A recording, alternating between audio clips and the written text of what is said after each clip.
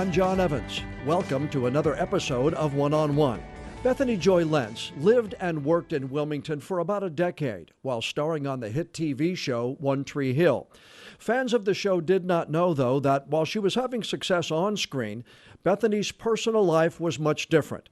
She was being manipulated into joining a religious cult that ultimately cost her millions of dollars.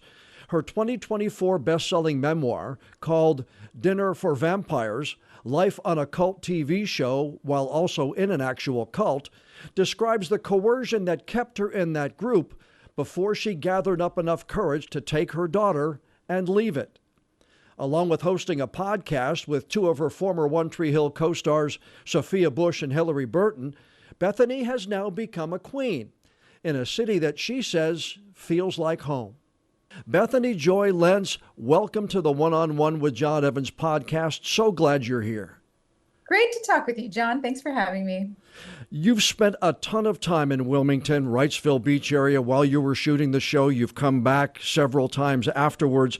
You know about the history and the fanfare of the North Carolina Azalea Festival. So what does it mean to you to be the queen for 2025? I was absolutely blown away when I was asked to do this. This festival has been, it's an institution in Wilmington, certainly, and has been around, I think this is the 78th, I believe. To be a part of something that's been running for so long it's meaningful in a few ways. I think the first just being obviously my heart is so deeply tied to Wilmington and to North Carolina that I'm so honored to be able to serve in this capacity to help celebrate the pride of Wilmington, the pride of what the coastal city to the mountains, to be able to celebrate the hardworking people, the industry, and then of course the gardens and flowers and how just Mother Nature shows up, which is really so much of what the Azalea Festival is all about, is just showing off the beauty that is North Carolina and Wilmington. Right. So to be a part of that is really such an honor to help celebrate that, because it's deep in me and it's a huge part of my heart. The poetry and the nature around there spoke to me in so many ways, and it was hugely inspiring to me as an artist. And then the other way that it feels really inspiring is that, or it's such an honor, I guess, because it feels fitting for me. So much of my life, I think, is entrenched in this. The name of my newspaper is Modern Vintage. It's the idea of like living in the excitement of what we have today, but connected to our past. Mhm. That's so much of what I think about on a daily basis is, how does this connect to the past? How old is that tree? How do generations work in families? Or how do things get passed down? I love reading old books. I love antiquing. So there's this huge part of me that just has always been very connected to the past. And it's incredible to step into this role with something that's been around for this long. Have you anticipated what the feeling is going to be like when they actually put that crown on your head, and then you'll not wearing it 24/7, and then having it on for the rest of the festival? You're going to be the centerpiece as the queen of this festival. You know what that's going to feel like? I don't. I haven't thought about that until you said it right now. And now it's going to really plague me. It'll keep me up at night. No, I'm thrilled. I don't know what to say, John. I think you read my memoir. In my book, I talk about how growing up in the various circumstances that I did, there was so much around me and, the stories we tell ourselves about who we are and what our life is supposed to look like and what it does look like. And I always felt a bit like, I think at one point I wrote something about, like, I feel like I'm a raccoon, like picking lettuce out of her dumpster lettuce out of her paws. Like, I've always been kind of the scrappy kid and a real survivor, and not someone that I ever felt was elegant or graceful enough to be a queen. Really? When I look at Sharon Lawrence, who was last year's Azalea Queen, she's always embodied so much grace to me and elegance, and I've worked with her several times since then. And she's very consistent in that way. Everywhere she goes, she just sort of floats through rooms, and I've always like, Gosh, I wish I could be like Sharon. She's amazing. So when I heard that she nominated me for this and that I was chosen, it's it's emotional for me. It's really special. Like, oh, it's a knock on those stories we tell ourselves, the Yeah. lies. So it's really a lovely thing, and I hope that I can do you guys proud and just wear the crown in a way that really honors North Carolina. What are your memories of this part of the world? You know, in your book, you say you turned 30 here, your daughter was born here. So not only One Tree Hill, but Bethany's life moments happened here in Wilmington. So I imagine that this place over and above One Tree Hill has those special things in the back of your mind. Absolutely. I think that's the thing that makes it home. Anytime you spend a significant amount of time in some place and you bond with the people there, and not just the cast members, but our crew. I mean, the people who are locals who are still there today. I've built so many memories. It's in my blood, it's in my bones, and it's one of those things that like an old friend who you haven't spoken to in a while, but as soon as you see them, you just pick right up where you left off. That's what Wilmington feels like to me every time I land. Can you explain the allure of One Tree Hill, Bethany? I mean, the fans are dedicated. They show up to conventions year after year. They work to save the building on South Front Street where you all did so much of your shooting. Why is it so popular? It's such an enigma, isn't it? Yeah. I think there are, I can guess, just by observation of pop culture, I think the show happened right in a time frame that was really critical for teens when there were no cell phones at the beginning of the show, Hmm. and there was no social media. And it was really all the other teen shows at the time. It felt I think there was a lot of genre stuff like OC or Gossip Girl were very high, high end, high drama, luxury, wealth, rich kids. Then you've got Vampire Diaries, which is all this dark vampire genre, supernatural, and Supernatural also was a show. Yeah. And One Tree Hill was just, we've said this on Drama Queens before, it's just kids feeling their feelings. Yeah. And I just don't know that that ever gets old. And you could put us in any time period in the 1800s. You could put us in space. If you make a show that's just about kids feeling their feelings, people will always show up for that because it's always happening in the world.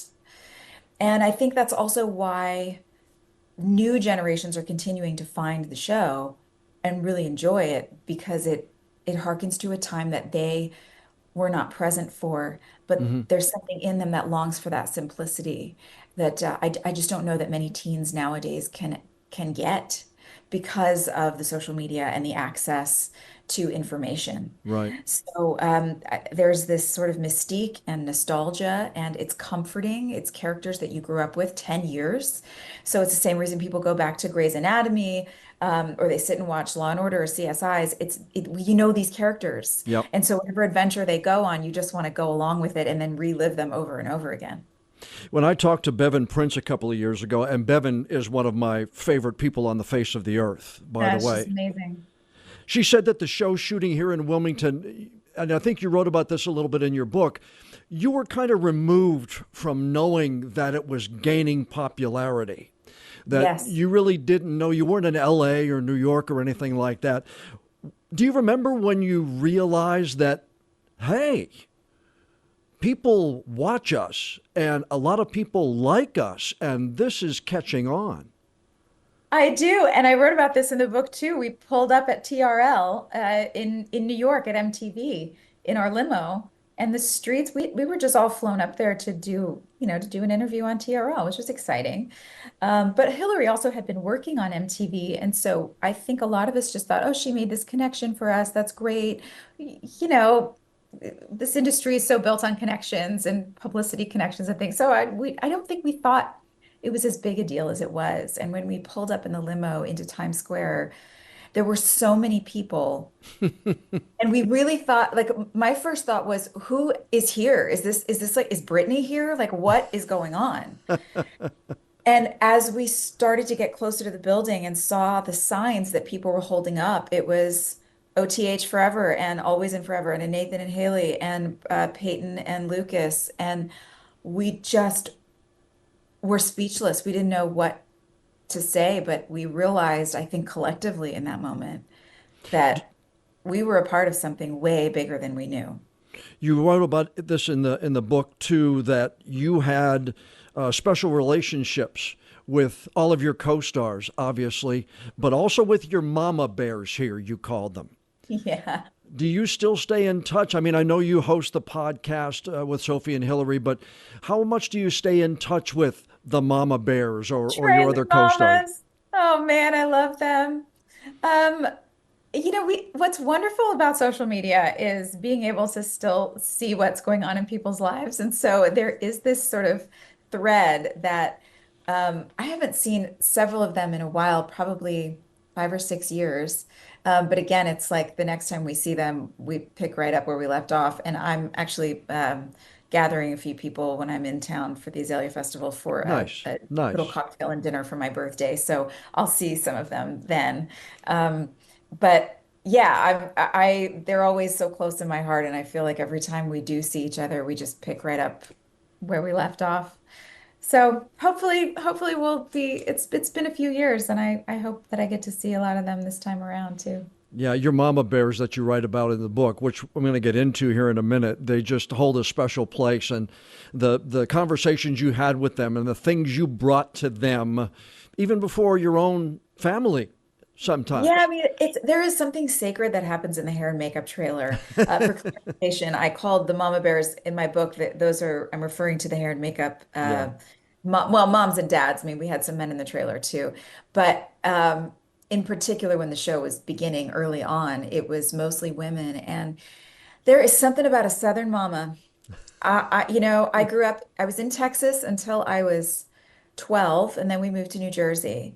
And there's something about a Jersey mama too, but they're a different vibe. Yeah. But the Southern mama, um, I had so many friends when I was young who I would go to their houses and their mothers were just, there was something so warm and comforting and smart and sassy.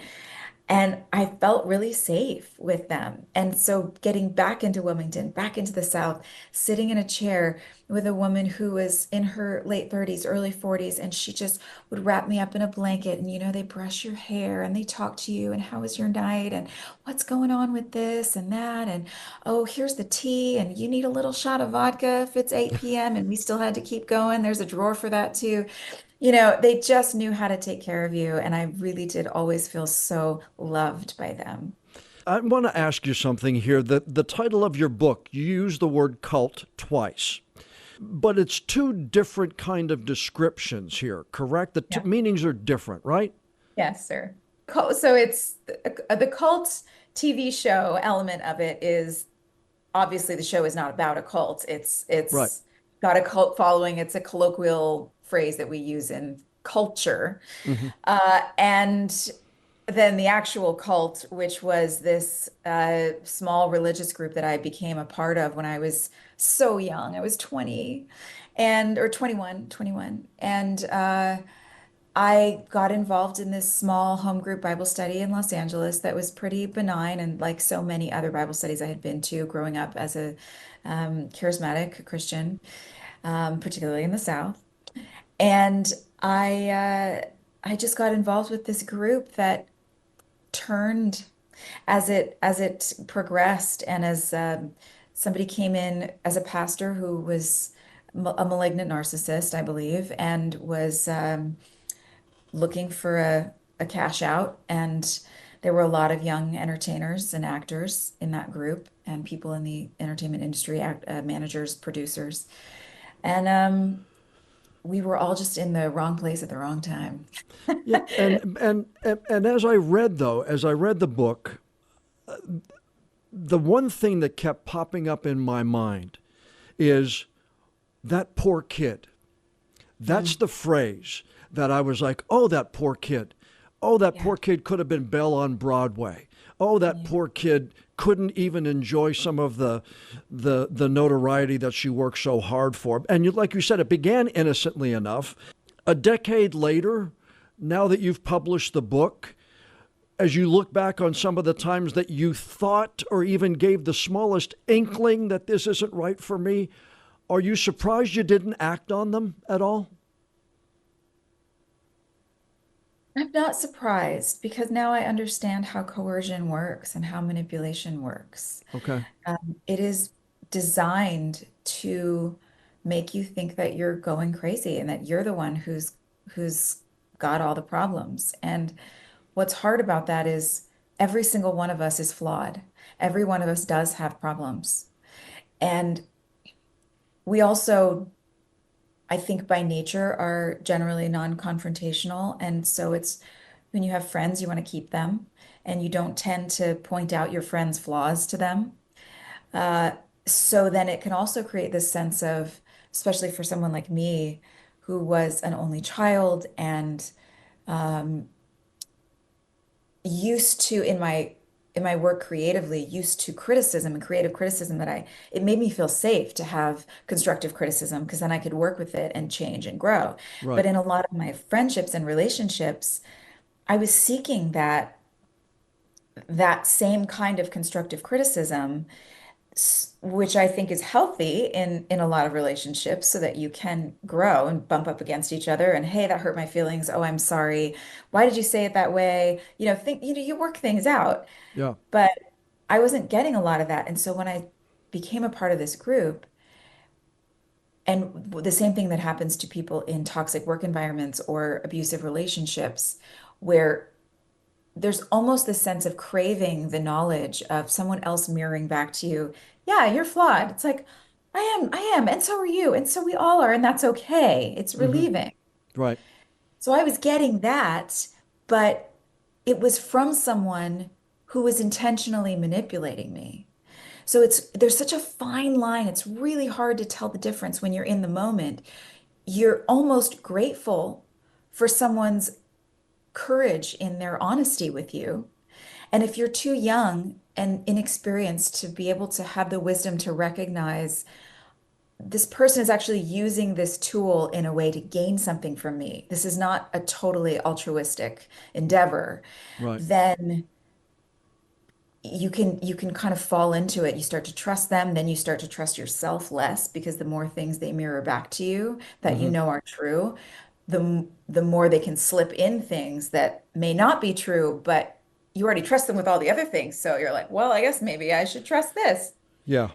It's a slow burn, John. It takes a long time. And I don't, to answer your question in a long-winded way, forgive my neurodivergence. No, Thrilled, but I'm fascinated by it. It really, because when I read the book, I was fascinated by it then, and I'm fascinated by it now. Go ahead. I'm sorry. yeah, it's just I could not have done anything different.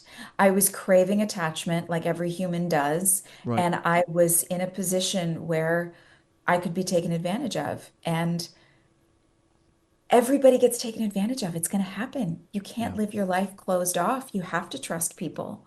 And some people are going to take advantage of that trust. And I think that's one of the reasons why it's so important to me that people know this story is to know that it's okay.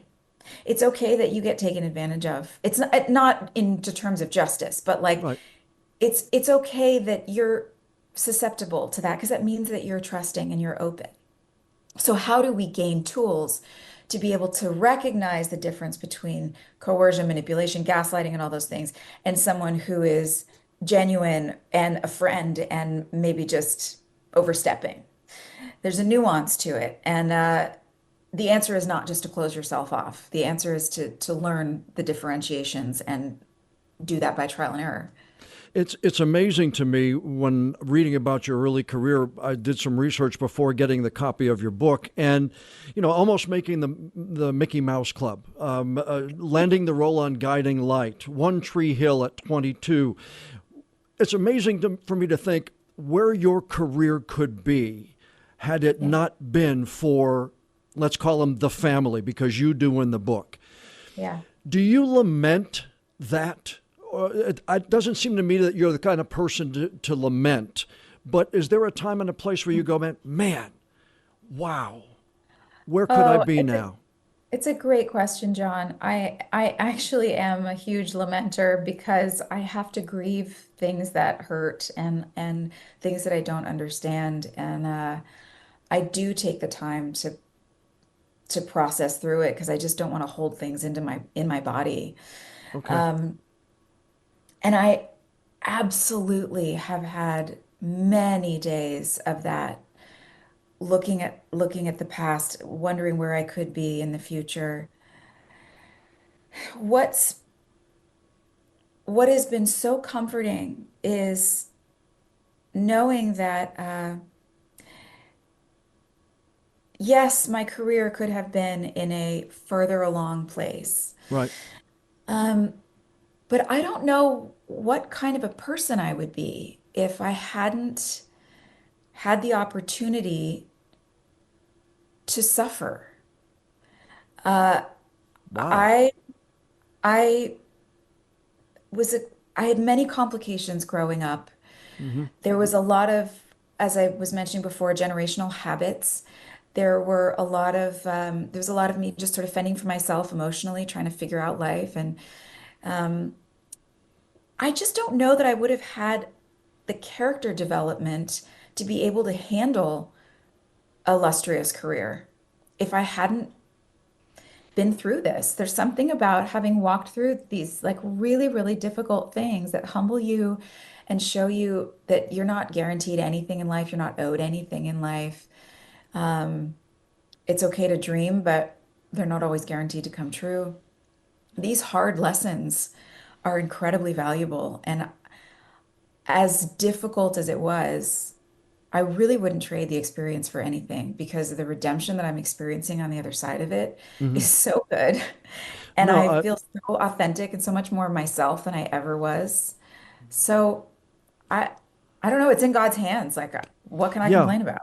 yeah, and again, that's fascinating to me, and I respect you even more now, because of seeing the value even in something that was so difficult and so bad for you financially, career wise, and everything else like that. You're able to see some small positive in your own character and your own growth. That to me Not is, even for me, it doesn't even feel like a small positive. It's like it revolutionized my whole life. It changed the trajectory of my entire life. And I yeah, look at where I could have gone, and I would never want a huge career and be a person of low character development or be a person that didn't wasn't able to handle and navigate and didn't have any wisdom. I wouldn't want that.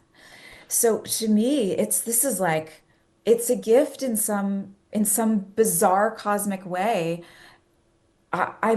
I'm grateful. Like, yeah, look, and now I get to share for other people to be able to prevent them in whatever ways I can to help them learn how to stop things like this happening to them as well or their loved ones.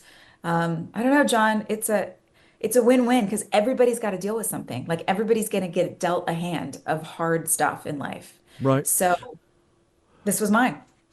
Who did you write the book for? Did you write it for Bethany? Did you write it for other survivors?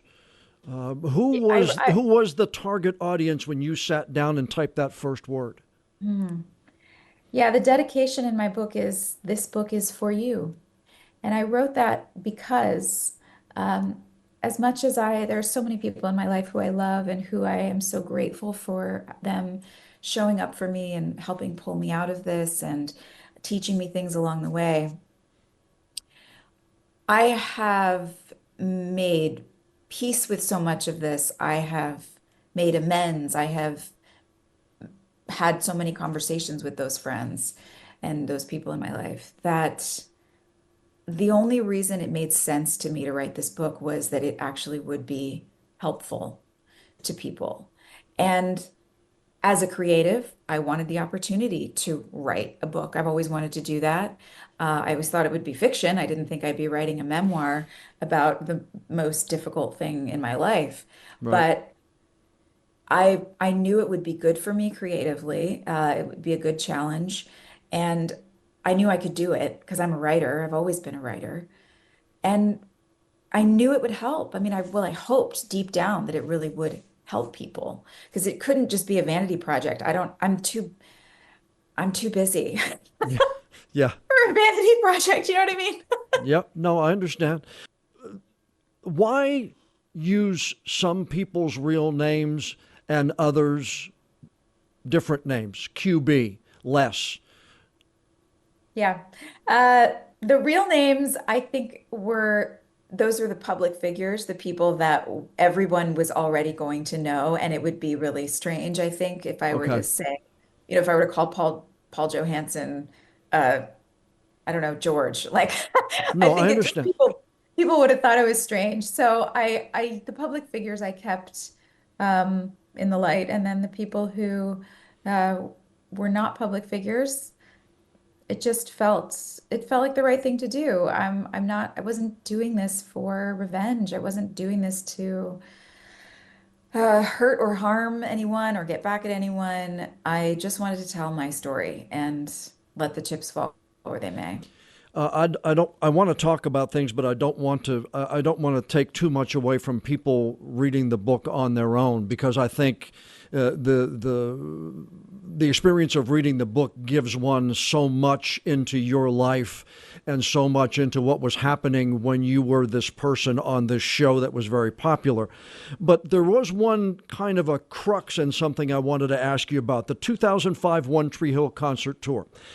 Had that not happened and reignited your passion for singing the songs, do you think you would have left One Tree Hill maybe earlier and gone to the family more full time? Because that seemed to me to be the one that kind of kept you. It was going popular, you were having fun, but that seemed to me to be the time that you could have said, "All right, I'm done, see ya," and that kept you there. Well, no, because we were under contract, and Okay. that's just how TV shows work. They sign you up for 6 years when you go in for your screen test. Okay. So I would have had to be a part of that. But I think at the end of the 6 years, I certainly would have left if it hadn't been for the fact that the group leader was running out of money and wanted more funds. So convinced me to go back to the show.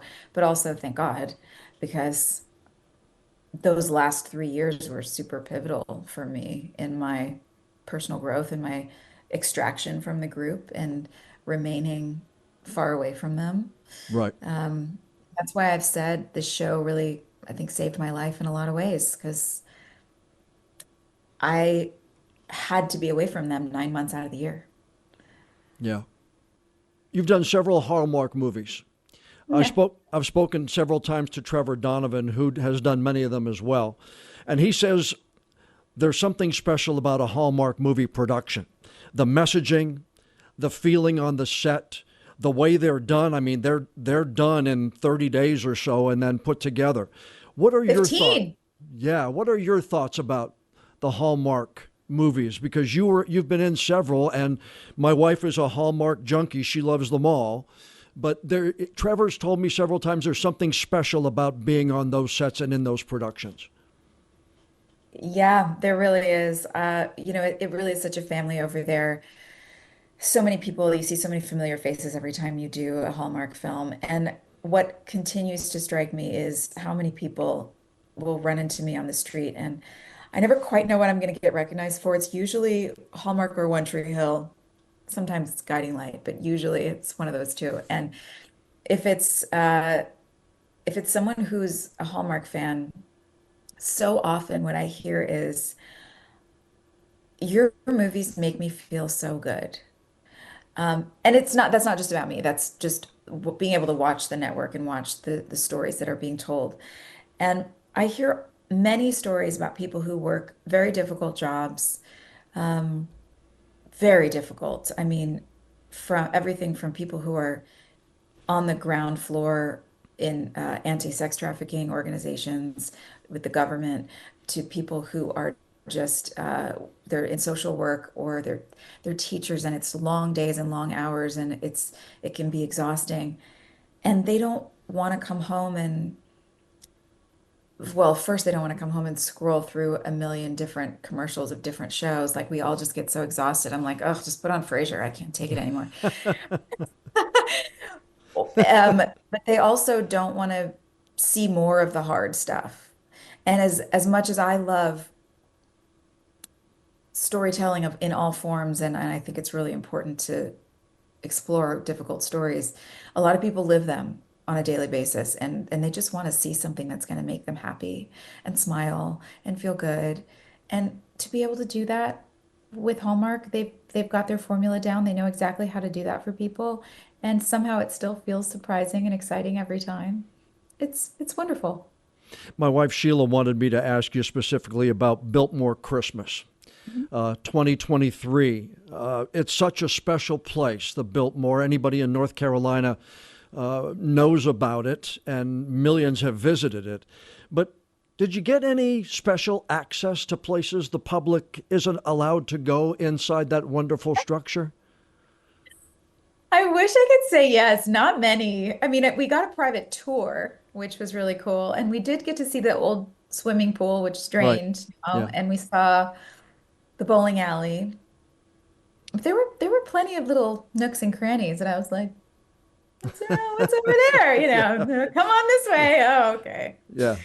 Yeah, so no, I didn't, but I will tell you something really, the most interesting thing that I learned about the Biltmore, most interesting for me anyway. There's a lot of interesting things about Biltmore. Yeah. But during World War II, so the music room has Napoleon's piano in it. And during World War II, the Smithsonian was worried that their art was going to be bombed or stormed and, taken because, Hmm. Hitler was collecting a ton of art. Yeah.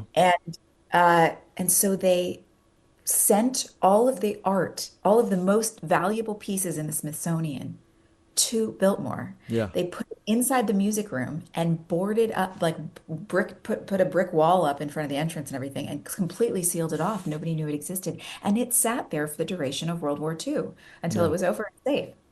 Mm. You're nodding like you knew that already. I had no idea. I thought that Yeah. was wild. It's one of the tales of the Biltmore that you hear as you've been in. Sheila and I have been in North Carolina now for almost 40 years, Okay, doing yes, you've doing heard TV, it. yeah, doing TV in the Newbern market and then here in Wilmington. And so, you go out there and then I've got friends who work in that market and they will tell you that they've done stories on the person who built that wall, Oh, people who were wow. in and around at that time, and how the swimming pool was built, why it was built, and how it was built underground in that time was an extraordinary piece of engineering. How they Yes. got that all done. And, when Helene came through here last year, the grounds of the Biltmore suffered some damage, but the house itself was preserved. And Yeah. and I think so many people were thankful because that's just a jewel in this state. And the stories like the one you just told need to be remembered in my mind. Absolutely. I hope that everyone who can just gets a chance to go out there and tour Biltmore. It's so beautiful. Yeah. They really do care. Chase Pickering, who is a descendant of the Vanderbilts, he is in charge of everything right now. And I've had so many lovely conversations with him. He really cares, like genuinely cares about the house, the staff. He knows everyone's name, even the guy sweeping the floors. Like they really care. Yeah. And you can see it in the way that the place is run. You can see it in the staff. Um, it's just a lovely place. Yeah, and that's a special to be able to actually work there. I would imagine it was probably just taking that in for the 2 or 3 weeks, however long you were there, to me must have just been fantastic. So stunning. I wish we had filmed in spring because I think she really shows off all her glory in the springtime. But we did get all the Christmas decorations, so that was really Yeah, fun. that's cool too. You, Hillary, and Sophia, you get the chance to do the Drama Queens podcast. How freeing is this platform? I am truly enjoying this conversation with you, and it's not going to be a 10 or a 15-second soundbite later on our newscast. To this type of platform to me, and I've been doing this now 9 seasons, I love this long form conversation. What about you? I do too. It's so great. I was really nervous about it when we started because I have long considered myself a writer and not a talker. If I have something important to say, I practice it. I write it down. I'm a little neurotic about it because I feel like I just stumble over my words all the time, and so I really wasn't sure how this was going to go. But as we've gone on, I think we're coming on 3 or 4 years now. I can't remember, but I've built up so much confidence. I have really learned how to just enjoy these long form conversations because I do it all the time with friends. I'll sit and talk for hours, but there's something sort of self-conscious about doing it in front of a microphone until you realize how many interesting things can come up in conversation, and you just never know where it's going to go. So even though we are talking officially about each episode that we watch, it's amazing to me how much thought and how many interesting topics will come up and things that I've never thought that I'd learn as we go along. It's been really fun. Do you still get the same kick acting, performing, singing as you did in The Wizard of Oz way back when? Back when I was 7, the Yeah. day I realized this is for me. I do, I haven't been on a stage in a long time, and I really hope to soon. My daughter is in her teens, and in the next few years will be out of the house and off to college. And so I think that might be a prime opportunity for me, unless I go do a summer gig somewhere. But um, I'm still a mom here, a single mom, so I got to make sure I'm home with her. But I do love being on stage, my memories of it anyway. On camera, I love it if it's good material. The older I get, the less patience I have for that material because I just feel like my time is so valuable. Hmm. And I really, there's so many other things I'd rather be doing if I'm not going to be telling a story that feels meaningful to me in some way. Right. What's the Michael Caine adage? He's like, you take a movie for either the script is great, the money's great, or the location is great. So Yeah. you pick one of those three to prioritize. And I do find that that is a useful way of delineating what I want to do and what I don't. Does Rosie understand a lot of what happened with Idaho? I know she was young at the time, but I imagine, have you had conversations with her about it as the book was getting ready to come out? Does she know about Idaho? Does she know about Mom on One Tree Hill? Well, I tend to not talk about that in regards to her because I just want to respect her autonomy and Okay. her own space. Um, but yeah, it's difficult. It's always a difficult thing to navigate with children when you're a parent who's been through something hard that you never want to say anything bad about the other parent. And so what I can say is that as I wrote my book, I was really intentional to not vilify anyone as best I could while still being authentic to my experience. Hmm. And I don't know if I did it perfectly, but that certainly was my heart. I had an absolute blast talking with you today. This is Too. I could ask you a whole lot more questions about it, but I really truly do encourage everybody to go out and get Dinner for Vampires. And you did a great job in keeping that until about the last 30 pages too. What's Dinner for? When am I going to get what Dinner for Vampires is about? And then bang, it hits you almost when you're done the book, and I'm like, there it is. Uh, we debated about putting it in or not, but I was like, I just think there are going to be some people who aren't quite because it's just not something that people think about often, narcissism as vampires. And Right. it's a little poetic, and I just wanted to make sure everybody really understood what I was saying. Yeah, So I'm glad that that helped. That's great. it was well done the way you did it. I know Oh, this week's going to be filled with Azalea Festival, but will I what's see on? you there? Are you going to the I'll be festival? there. I'll be there. Yes, Great. I'll be there. But what's on your to-do list? What's next after Azalea Festival? I know you do the podcast, but what's on your itinerary for the next couple of years? What would you like to do?